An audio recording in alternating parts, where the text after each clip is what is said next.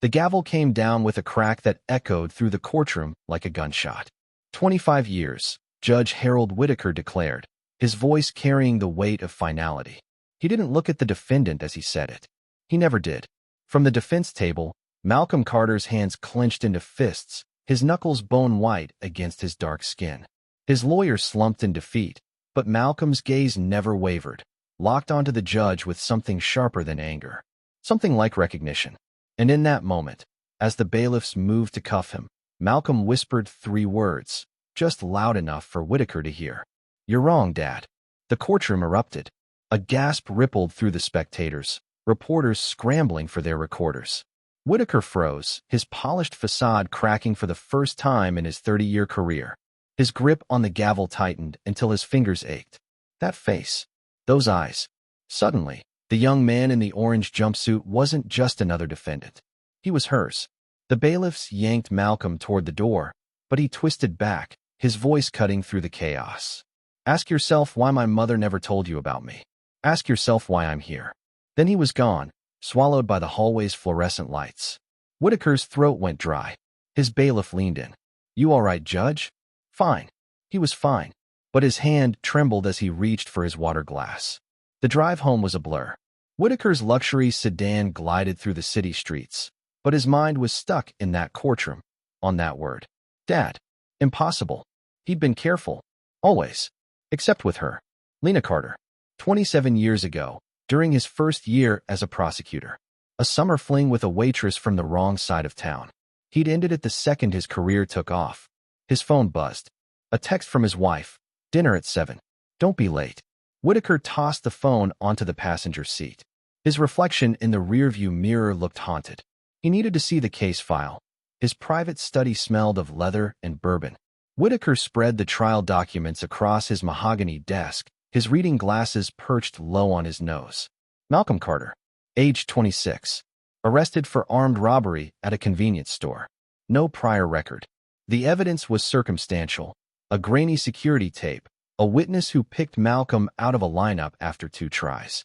The kind of case Whittaker had dismissed 100 times. But this time he hadn't. His finger traced the arrest report. Officer Dwayne Fowler. A name he knew. A cop with a reputation for creative arrests in black neighborhoods. A knock at the door. His assistant, Emily, hovered in the doorway. "Sir, the DA's office called. They're pushing for an expedited transfer to state prison." Whittaker's stomach lurched.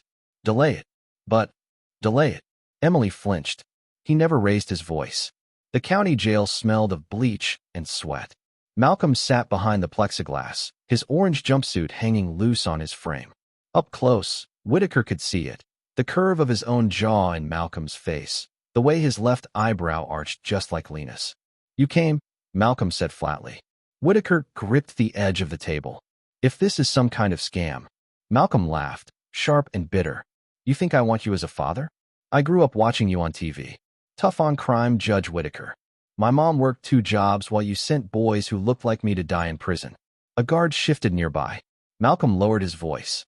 "That cop planted evidence. The clerk ID'd me because Fowler told him to. And you," his eyes burned. "You didn't even look at the file, did you?" Whittaker's pulse pounded in his ears. He'd seen this before, desperate inmates spinning tales. But the dates lined up. The resemblance was undeniable. And if he was wrong? Rain lashed against Whittaker's windshield as he parked outside the convenience store. The closed sign swung in the wind. Inside, the clerk, a nervous man named Raj, flinched when Whittaker flashed his badge. "You picked Malcolm Carter out of a lineup." Raj's hands shook. "The officer said," he said, "it had to be him." "Had to be." Raj swallowed hard. "He showed me his badge. Said if I didn't agree, my visa problems would get worse." Whittaker's skin crawled. His phone buzzed. A voicemail from Officer Fowler. "Heard you're asking questions, Judge. You might want to remember who handles security at your daughter's private school." Whittaker stood in his marble foyer, staring at the family portrait, his wife, his 2 blonde daughters. The perfect life he'd built. The life that would crumble if this got out. But Malcolm's face haunted him. 25 years. His hand hovered over the phone. One call to the press would destroy his reputation. One call to the warden would bury the truth forever. Somewhere in the city, a prison transport van rolled toward the interstate. And the clock ticked. The rain had turned into a downpour by the time Whittaker's Mercedes skidded to a stop outside the county jail's rear-loading dock. His windshield wipers slapped furiously against the torrent as he squinted through the blur, searching for the prison transport van. It should have been here by now. The digital clock on his dashboard glowed 11:47 p.m., 13 minutes past the scheduled departure time. His phone buzzed violently against the leather seat. The caller ID showed his home number. His wife. Again. 7th missed call. He silenced it with a stab of his finger just as headlights swept across the parking lot. The transport van rolled into view, its blacked-out windows gleaming under the security lights. Whittaker's pulse hammered in his throat as he watched two guards emerge from the back entrance, dragging a shackled figure between them. Even through the rain-streaked glass, he recognized Malcolm's hunched silhouette. Whittaker's fingers tightened around the steering wheel. Every instinct screamed at him to drive away, to preserve the carefully constructed life he'd built over 3 decades. But another image kept surfacing, Malcolm's eyes in that courtroom. Not just Lena's eyes, his own. The van's engine growled to life. Damn it! Whittaker flung open his door and stepped into the deluge. The cold water immediately soaked through his $1,000 shoes as he jogged toward the vehicle, holding up his judicial badge. Stop that transport. The guards froze, rain dripping from the brims of their caps. The taller one squinted. Judge Whittaker, I need to see the prisoner. Now. They exchanged glances. Sir, we've got strict orders. This is a judicial order. Whittaker's voice carried the steel he usually reserved for sentencing. Open the van. The back doors creaked open, revealing Malcolm shackled to a metal bench. His swollen eye and split lip told Whittaker everything he needed to know about how his son had been treated since sentencing. Malcolm looked up slowly, his expression flattening when he recognized his visitor. Change your mind about that DNA test? The chains rattled as Malcolm shifted. Too late now. Whittaker climbed into the van, the metallic scent of blood and sweat assaulting his senses. Who did this to you? Malcolm barked a laugh that turned into a cough. Your buddies in corrections. Seems they don't like cop killers. I reviewed your case. Whittaker kept his voice low.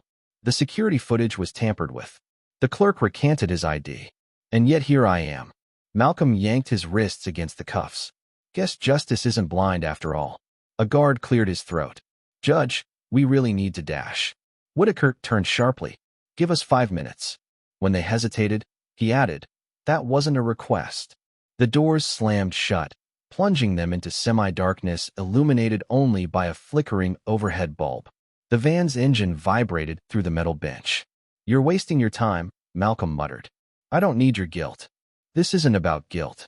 Whittaker reached into his coat pocket and produced a folded photograph. Do you recognize this man? Malcolm glanced at the picture of Officer Fowler. His jaw tightened. That's the bastard who framed me. Tell me everything. From the beginning. The chains clinked as Malcolm leaned forward. He pulled me over that night for no reason. Said my taillight was out, but it wasn't. When he ran my name and saw who my mother was. Malcolm's voice dropped. He got real interested. Said something about finally getting one over on the high and mighty judge. Next thing I know, I'm in cuffs for a robbery that happened 3 miles away. Whittaker's stomach turned. This wasn't just a wrongful conviction. It was revenge against him, using his own son as the weapon. A sharp rap on the doors. Time's up, Your Honor. Whittaker stood, his polished shoes sticking slightly to the van's rubber matting. This transport is canceled. Sir, we have dash. I'll take full responsibility. He fixed the guards with a look that had made seasoned attorneys quail. Unshackle him. As the cuffs clicked open, Malcolm rubbed his wrists, eyeing Whittaker with wary suspicion. Why now? Because I was wrong. The admission tasted like ash. And because Fowler just threatened my daughter. The drive to Whittaker's suburban home passed in tense silence. Malcolm sat stiffly in the passenger seat, his posture radiating mistrust even as exhaustion weighed on his bruised features. The judge's mansion loomed ahead, its windows dark except for the foyer light. Whittaker killed the engine. My family can't know about this. Not yet. Malcolm's laugh was razor-thin. Wouldn't want to tarnish the great judge's reputation. Before Whittaker could respond, his phone lit up with a text from an unknown number. You should have stayed in your lane. Attached was a photo of his youngest daughter's school playground, time-stamped 20 minutes ago. Ice flooded his veins. Malcolm saw his expression. What? Fowler knows. Whittaker's fingers trembled as he dialed his home number. No answer. He tried his wife's cell. Straight to voicemail. The front door was ajar. Whittaker was out of the car before the engine finished cooling, Malcolm close behind. The foyer smelled of lemon polish and something acrid, cordite. A single bullet casing glinted near the staircase. Emily.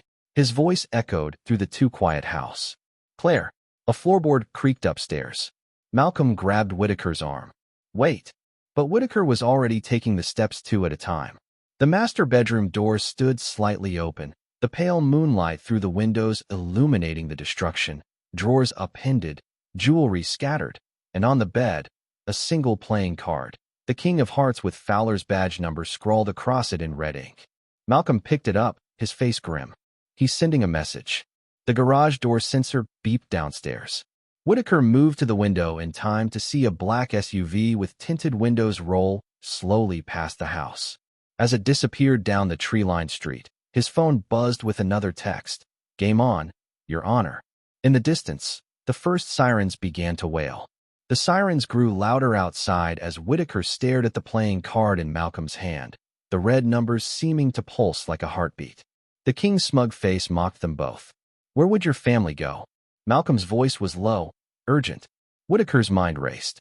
My wife has a sister in Brentwood. But if Fowler's watching the house? A crash came from downstairs. Glass shattering. Malcolm moved first, grabbing Whittaker's arm and yanking him toward the walk-in closet. They barely had the door closed when heavy footsteps thudded up the stairs. Through the slats, Whittaker saw two figures enter the bedroom, not cops. Men in black tactical gear, faces obscured by balaclavas. One carried a pistol with a suppressor. Check the bathroom, the taller one muttered. His gloved hand ran across the dresser, knocking over a framed photo of Whittaker's daughters. Sweat trickled down Whittaker's back. His phone was still in his hand. 911 would bring real police, but also questions. Why was a convicted felon in his home? Why hadn't he reported the threat immediately? Malcolm's breath was warm against his ear. Back exit. Before Whittaker could answer, the closet door flew open. The armed man froze for half a second, just long enough for Malcolm to drive his shoulder into the man's gut. They went down in a tangle of limbs, the gun skittering across the hardwood. Whittaker dove for it just as the second intruder lunged. A gunshot cracked the air. The mirror above the dresser exploded. Whittaker found himself staring down the barrel of his own bedside pistol, the one he kept in the nightstand, now in the intruder's grip. Drop it, Judge. The man's finger tightened on the trigger. Malcolm suddenly reared up behind him, wrapping an arm around his throat. The gun went off again, the bullet burying itself in the ceiling as the men crashed backward onto the bed. Whittaker didn't wait. He grabbed Malcolm's arm and bolted for the hallway, down the back staircase. The kitchen door stood open, rain blowing in across the tile. They ran. The alley behind Whittaker's property was slick with rain, the dumpsters overflowing from trash day. Malcolm led them through a maze of backyards, his prison-issued sneakers slapping against wet pavement. Only when they'd put 3 blocks between them and the house did they pause beneath a flickering streetlight. You know they'll find us, Malcolm panted, wiping blood from his split lip. Cops, Fowler's guys, everyone's looking now. Whittaker leaned against a chain-link fence, his designer suit ruined, his breath coming in ragged gasps. For the first time in his privileged life, he understood what it meant to be hunted. We need leverage. He pulled out his phone with shaking hands and opened a secure folder. Fowler's been dirty for years. I've seen the complaints, brutality, evidence tampering. But internal affairs always buried them. Malcolm's eyes narrowed. You knew and did nothing? I didn't make the system. I just worked within it. The admission tasted bitter. There's a warehouse near the docks. Fowler's crew uses it to store evidence. If we can get inside. A car engine gun nearby. Headlights swept the alley's entrance. They flattened against the fence as a black SUV rolled past slowly, its windows tinted opaque. The license plate was obscured by mud. Malcolm's fingers dug into Whittaker's arm. We can't stay here. The judge's mind raced. Every ally he had was part of the same system Fowler had manipulated. Every safe house would be monitored. Except my old fishing cabin, he said suddenly. Up near Lake Merwin. It's under my brother's name. Malcolm gave him a long look. You're asking me to trust you. No. Whittaker met his son's gaze. I'm asking you to let me earn it." A siren wailed in the distance, growing closer. They moved deeper into the shadows just as the SUV circled back, its high beams cutting through the rain like searchlights. Somewhere in the city, Fowler would be waiting. Whittaker could almost hear his mocking voice. "You made your bed, Judge. Now lie in it." But as he followed Malcolm into the labyrinth of backstreets, one thought burned brighter than his fear. He'd spent a lifetime upholding a broken system. Tonight, he'd tear it down.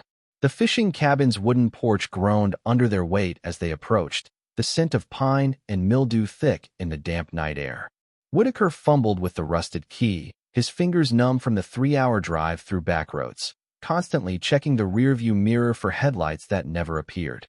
"Nice place," Malcolm muttered, eyeing the sagging roof. "This where you bring all your illegitimate kids." The key finally turned. The door swung open with a protest of hinges, revealing a single room frozen in time. Dust-covered fishing trophies on the walls, a moth-eaten sofa, and a wood stove dark with decades of ash. Whittaker moved to the cabinet beside the fireplace, his polished shoes leaving prints in the grime. "You should clean that cut," he said, tossing Malcolm a first-aid kit from 1997, its bandages yellowed with age. Malcolm caught it one-handed. "You first." He nodded at Whittaker's temple where a bullet graze had crusted over with blood during their escape.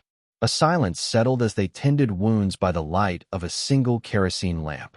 Outside, the wind howled through the Douglas firs, branches scraping against the roof like fingernails. Whittaker watched his son, methodically wrap gauze around his knuckles, the same way he himself did after particularly tense trials. "Why didn't she tell me?" The question slipped out before he could stop it. Malcolm's hands stilled. "Mom said you had your perfect life. She didn't want to be your dirty secret." He jerked his chin toward Whittaker's wedding ring. "Guess she was right." The lamp flickered as thunder rumbled in the distance. Whittaker opened his mouth when the satellite phone hidden behind the fishing trophies began to chirp. Both men froze. "You expecting calls?" Malcolm's voice dropped to a whisper. Whittaker hadn't touched the emergency line in 15 years. Not since his prosecutor days. He lifted the ancient handset slowly. "Whittaker." The voice on the line crackled with static. "You've made quite the mess." Every hair on Whittaker's neck stood up. "Fowler." A dry chuckle. "You think this is just about me? You stepped on powerful toes digging into that warehouse." The line hissed. "We have your wife." The cabin walls seemed to shrink. Malcolm was suddenly beside him, close enough to hear the tinny voice continue. "Sunrise at Pier 42.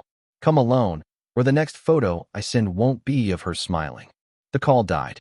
Whittaker's hands shook so badly the phone clattered to the floorboards. Malcolm grabbed his shoulder. "You're not seriously.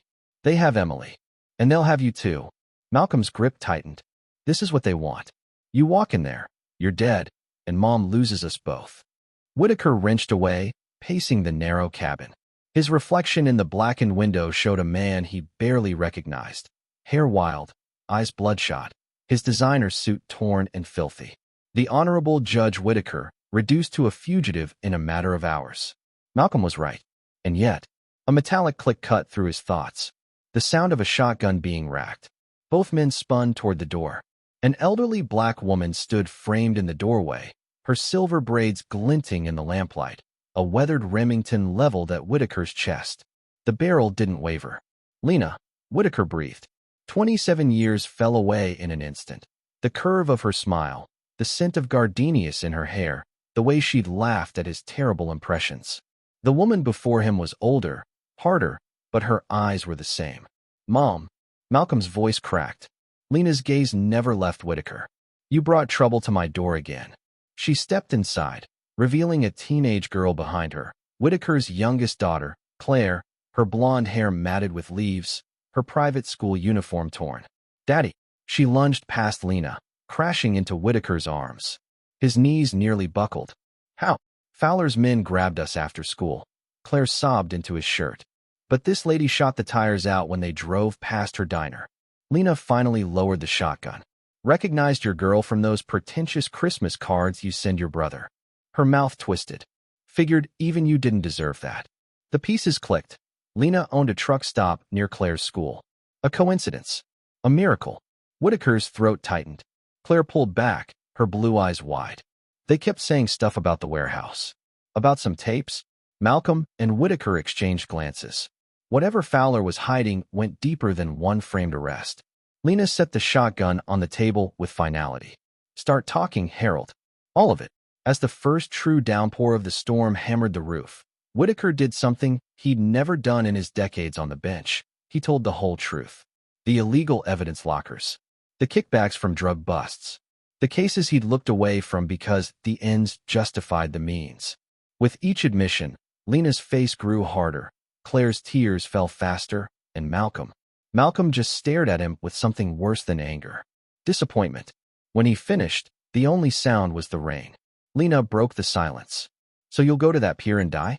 Leave Claire an orphan? What choice do I have? Malcolm stood abruptly, chair scraping. We burn it all down. He grabbed the satellite phone. Call every reporter who ever asked about police corruption. Release the files you've got. Make it so public even Fowler's protectors can't ignore it. And Emily? Whittaker's voice broke. Lena surprised them all by smiling. A sharp, dangerous expression. Oh, we're getting her back. She nodded to Malcolm. Your boy's got his mama's brains. Fowler wants a showdown at dawn. She stroked the shotgun stock. Let's give him a war.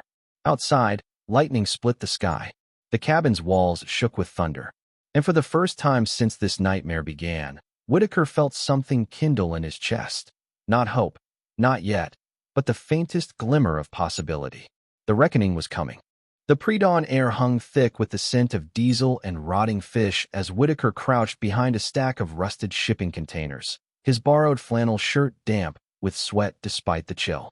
Pier 42 stretched before them, a skeletal finger of decaying wood jutting into the harbor, its planks slick with algae and morning dew. Somewhere in the maze of cranes and cargo nets, Emily was being held. Lena adjusted the focus on her rifle scope, the weapon resting across an overturned dinghy. 2 shooters on the south catwalk, she murmured. One at the bait shack. Fowler's inside the yellow warehouse. Malcolm tightened the straps on his Kevlar vest, salvage from Lena's surprisingly well-stocked armory. You sure about this plan? No. Whittaker checked his watch. 5:47 a.m. 13 minutes until sunrise. But it's all we've got. Claire tugged his sleeve, her face pale under the hoodie Lena had given her. Dad, what if? A radio crackled to life in Lena's hand. The voice was distorted, but the smugness came through clear. Tick-tock, Judge. I don't see you walking down that pier yet. Whittaker took a steadying breath and keyed the mic. I want proof Emily's alive. A pause, then a whimper that turned his blood to ice. Daddy. Emily's voice was raw with tears. They have. The transmission cut off. Fowler came back on. Sunrise, Whittaker. Or the next sound you hear is. Lena crushed the radio under her boot. Enough. She nodded to Malcolm. You're up. Malcolm slipped into the shadows, moving with a grace that spoke of years avoiding trouble. Within moments, the south catwalk guard slumped silently over his railing. A hand signal flashed from the darkness. Phase 1 complete. Whittaker's pulse hammered as he stepped onto the pier, the wood groaning underfoot. Every instinct screamed this was a trap, but Emily's whimper echoed in his skull, drowning out reason. The bait shack guard tracked him with a rifle but didn't intervene. Fowler's orders, no doubt. The yellow warehouse doors stood slightly ajar, darkness pooling within. Whittaker's fingers brushed the pistol tucked into his waistband, Lena's backup piece, its grip sticky with old sweat. Harold. Fowler's voice oozed from the shadows. So good of you two. A gunshot cracked across the harbor. The bait shack guard toppled into the water. Chaos erupted. Whittaker dove sideways as return fire chewed through the space he'd occupied. From the rooftops, Lena's rifle spoke again, another shooter down. Malcolm materialized from behind a forklift, tossing a flashbang through the warehouse doors. The explosion of light and sound was their cue. Whittaker charged through the ringing in his ears, pistol raised. The warehouse interior was a nightmare of strobe-lit confusion, crates toppling, men shouting, and in the center, Fowler dragging Emily toward a rear exit by her hair. Her left eye was swollen shut, her designer blouse torn. Let her go. Whittaker's shot went wide, embedding in a pallet of drugs, stacked bricks of heroin stamped with the same Crown logo as the playing card. Fowler laughed, pressing his gun to Emily's temple. You still don't get it, do you? This was never just about your bastard son. He kicked open the exit door, revealing a speedboat bobbing in the slip. The Crown Syndicate owns half the department. You were supposed to look the other way like always.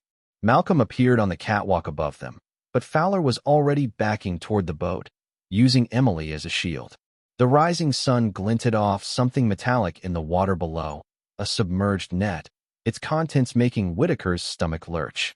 Dozens of evidence bags, each containing guns, drugs, and VHS tapes labeled with case numbers. The real reason Fowler needed Malcolm silenced. The boy had stumbled onto their dumping ground. Emily suddenly stomped on Fowler's instep. As he howled, she elbowed him in the ribs, a move Whittaker recognized from their daughter's self-defense classes. Fowler's grip loosened just enough. Whittaker didn't hesitate. 3 shots. Center mass. Fowler staggered back, his expression almost comically surprised, before toppling over the railing into the water. The evidence net swallowed him whole. Emily collapsed into Whittaker's arms just as sirens wailed in the distance. Malcolm dropped down beside them, eyes wide at the floating graveyard of corruption. Holy shit. Lena's voice came over their stolen radio. Cops incoming. We need to move. But the warehouse doors burst open before they could react.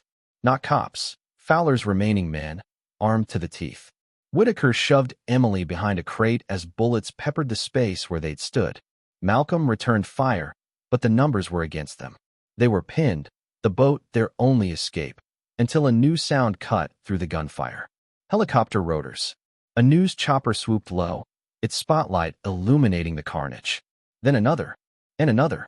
Camera flashes strobed through the broken windows as reporters swarmed the perimeter. Lena's voice crackled over the radio. Told you I had friends in low places. The gunman hesitated, caught between finishing the job and escaping the spotlight. It was all the opening Malcolm needed. His next shot sent them scrambling for cover. Whittaker dragged Emily toward the boat, Malcolm covering their retreat. The evidence net swayed ominously in their wake. Fowler's body tangled in its depths alongside his secrets. As the speedboat roared to life, Whittaker caught sight of Lena on the rooftop, giving him a mock salute before vanishing into the morning mist. The last thing he saw before rounding the breakwater was the news cameras zooming in on the heroin stash and the damning case files floating to the surface. But Fowler's final words haunted him. Never just about your bastard son. The Crown Syndicate was still out there, and now they'd be coming for them all. The speedboat's engine screamed as Malcolm wove through the harbor's maze of buoys and channel markers, salt spray stinging their faces. Whittaker clutched Emily to his chest in the bow, her trembling body wrapped in a tarp they'd found under the seats. Behind them, police boats crisscrossed the water, their spotlights sweeping the waves like accusing fingers. They'll track the GPS, Emily shouted over the roar of the motor. Her voice had the detached calm of shock. Fowler's men had trackers on all their vehicles. Malcolm's knuckles whitened on the throttle. Not this one. He jerked his chin toward the console where the navigation unit's wires hung severed. Standard procedure when transporting bodies. The implication hung in the air between them. This boat had been used for worse than drug runs. Whittaker studied his son, really studied him, for the first time. The way Malcolm's eyes constantly scanned the horizon, the practiced ease with which he handled the boat, the tactical precision of his movements. These weren't just prison survival skills. Someone had trained him. Before he could voice the question, Malcolm cut the engine, letting momentum carry them into a narrow inlet choked with reeds. The sudden silence was deafening. Where? Emily began. Malcolm pressed a finger to his lips. From the marsh came the unmistakable sound of a shotgun being racked. Lena emerged from the cattails like a specter, her silver braids now tucked under a black watch cap, her Remington leveled at the boat. Only when she recognized them did the barrel dip slightly. Took you long enough. She tossed Malcolm a duffel bag that clanked with heavy metal. Supplies. We've got about 20 minutes before the Stotties lock down this whole county. Whittaker helped Emily onto the spongy bank. We need to get her to a hospital and have her ID'd at intake. Lena's laugh was razor sharp. Your pretty wife's face is on every channel by now. She pulled a burner phone from her pocket and thumbed it on. The screen showed a news helicopter's aerial view of the pier, the ticker below screaming. Corruption scandal rocks police department. Judge's family missing. Emily swayed on her feet. They think we're dead. Better than knowing your witnesses. Lena grabbed Whittaker's arm, her grip like iron. Your old courthouse pal, D.A. Reynolds? He just held a press conference calling you the mastermind behind the drug ring. The ground seemed to tilt under Whittaker's feet. Reynolds had been his law school roommate, the best man at his wedding. If the corruption reached that high, Malcolm unzipped the duffel, revealing 4 pistols, stacks of cash, and passports. Mom's got a contact at the Canadian border. We cross tonight, disappear into the Yukon. Emily's breath hitched. My girls are safe, Lena cut in. My niece grabbed them from school before the shit hit the fan. They're at a safe house in Oregon. Whittaker stared at this woman who'd orchestrated all this while he'd been stumbling through the chaos. You planned for this. Lena's smile didn't reach her eyes. I planned for everything. A distant engine growled across the water. Malcolm stiffened. Time's up. They followed Lena single file through the marsh, the brackish water sucking at their shoes. The path wound upward to a derelict boathouse where a rusted Suburban waited, its engine already running. The driver, a grizzled man with a marine tattoo, nodded at Lena but eyed Whittaker with open suspicion. Everyone in, Lena ordered. We've got a 9-hour drive to. The crack of a sniper rifle split the dawn. The driver's head snapped back, a red blossom erupting across the windshield behind him. Lena reacted instantly, shoving them all to the ground as another round punched through the Suburban's hood. Tree line. Malcolm pointed to muzzle flashes in the distant pines. Whittaker dragged Emily behind the boathouse's rotting pylons just as a bullet splintered the wood where her head had been. The shots came with mechanical precision, not the panicked spray of cops, but the measured rhythm of professionals. Lena returned fire with her rifle, the recoil jolting her slender frame. That's not PD. Those are contract rounds. The realization hit Whittaker like ice water. The Crown Syndicate had sent cleaners. Malcolm popped the Suburban's trunk and tossed Whittaker a shotgun. Cover me. He sprinted toward the tree line in a zigzag pattern, gun blazing. Emily pressed against Whittaker, her breath coming in short gasps. Daddy, I can't. Another shot. This one grazed Whittaker's cheek, sending blood trickling down his neck. He returned fire blindly, the shotgun's boom deafening in the confined space. From the trees came a strangled cry, then silence. Malcolm reappeared moments later, his shirt sleeved dark with blood. 2 down. More coming. Lena was already in the driver's seat, shoving the dead man aside. Move. They piled in just as tires screeched on the access road. A black Escalade skidded into view, its windows rolling down to reveal more gunmen. The Suburban's engine roared as Lena floored it, sending them fishtailing onto the dirt road. Bullets pinged off the tailgate as they careened through the marsh, the suspension bottoming out on rutted tracks. Whittaker clutched Emily to his chest while Malcolm leaned out the window, firing at their pursuers.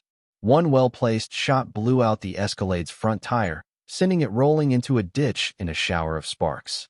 For a moment, there was only the sound of their ragged breathing and the Suburban's straining engine.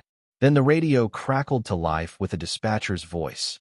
All units, be advised, suspects now believed traveling in a late-model Chevrolet Suburban. Lena punched the dashboard. They've got our make. Malcolm checked his stolen pistols magazine. We need to ditch this ride. A road sign flashed by.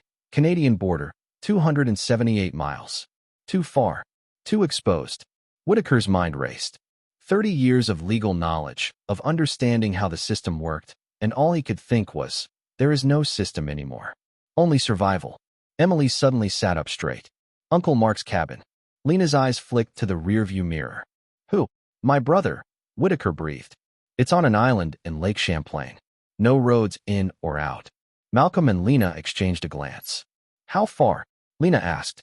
2 hours, Emily said. If we can get to the marina at Shelburne Point. Another set of headlights appeared behind them. These moved faster, more purposefully than the last. Lena's jaw tightened. Hold on. She wrenched the wheel hard left, sending them barreling down an overgrown logging trail. Branches screeched against the Suburban's sides as they plunged into the forest's heart, the world narrowing to a tunnel of green-black shadows. Somewhere behind them, their hunters followed.